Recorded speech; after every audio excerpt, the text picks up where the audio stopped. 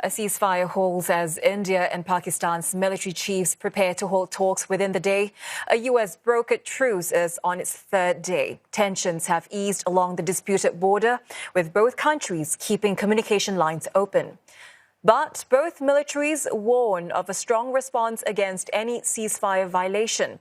India insists the recent offensive have been aimed at terrorists and not the Pakistani military, which itself has been accused of abetting terror groups. Last week's strikes targeted 9, quote, terrorist infrastructures in Pakistan and Pakistan-administered Kashmir. Islamabad denies the allegations and is asking Delhi to offer evidence. The cross-border attacks preceding Saturday's ceasefire mark the most serious military confrontation between the nuclear-armed neighbours in decades. While India issues a warning against any ceasefire violation, Pakistan says it is committed to truce, even as it promises its own response to any aggression. For more, we're joined by Ishan Garg in New Delhi. Ishan, Indian Prime Minister Narendra Modi will address the nation later tonight following an earlier meeting with some high-level security officials. What more do we know about this meeting?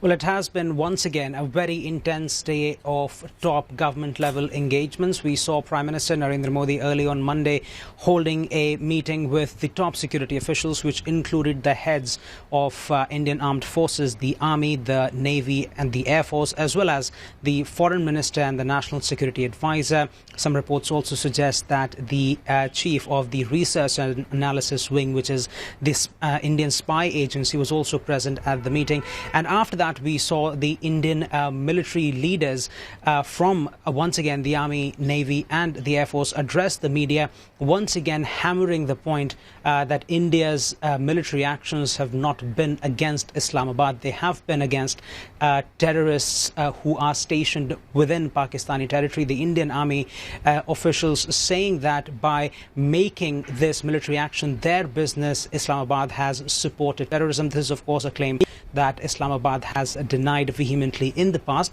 But we also saw some very strong, stern messages coming out from the Indian Armed Forces, who said that they want to put it on the record that Indian military bases have not been impacted by Pakistani strikes, and that the use of Chinese missiles and the use of Turkish drones was in fact taken care of by India's air defense systems, and that all Indian military bases remain intact and ready for further operation. And all of this we expect to have a bearing on the talks between India's Director General of Military Operations and the Pakistani counterparts when that meeting happens on Monday.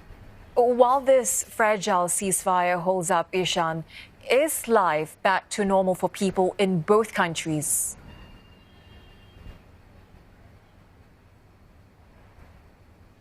Well, it might be too soon to say if life is truly back to normal, but we are seeing a sense of normalcy very gradually setting in what's been a major respite for civilians here in India. India's airport authority came out with a directive to reopen the 32 airports where operations had been suspended since Indian and Pakistani armies started exchanging gunfire and lobbing projectiles at each other in the past few days. So the airports have now reopened. We've also recently got confirmation from the Jammu district, which is right on the border of India and Pakistan, that the non-border districts will see their schools and colleges reopening, while the districts which are right on the border, their educational institutions will remain closed. So we are seeing normalcy inching closely, the situation inching closer towards normalcy, because the Indian Army on Monday also issued a very brief statement saying that it's been relatively quiet, largely quiet throughout Sunday night and Monday morning. But we do understand that this is a time that is still tense for many civilians who are right there on the border, because if tensions were to flare up again, they will be on the front lines. Thanks very much, Ishan. Ishan Garg there in New Delhi.